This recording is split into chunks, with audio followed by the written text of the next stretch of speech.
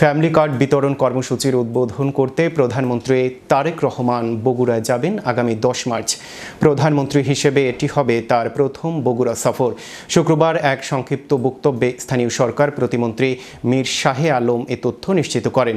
মীর শাহে আলম বলেন, ফ্যামিলি কার্ডের পরীক্ষামূলক কার্যক্রমের জন্য বগুড়া সদর উপজেলার শাখারিয়া ইউনিয়নের 3 নম্বর ওয়ার্ড নির্বাচন করা হয়েছে। সম্ভাব্য সুফল ভোগী পরিবার বাছাইয়ে ইতিমধ্যে মাঠ পর্যায়ে তথ্য সংগ্রহ শুরু হয়েছে। বগুড়ায় এই কর্মসূচি সুষ্ঠুভাবে বাস্তবায়নে জেলা প্রশাসক ও সদর উপজেলা নির্বাহী কর্মকর্তাকে সভাপতি করে পৃথক জেলা ও উপজেলা কমিটি গঠন করা হয়েছে।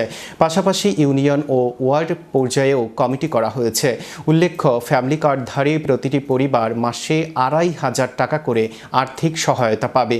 দেশের হতদরিদ্র, দরিদ্র ও নিম্নবিত্ত পরিবারের নারীরা এই সুবিধার আওতায় আসবেন বলে জানা গেছে।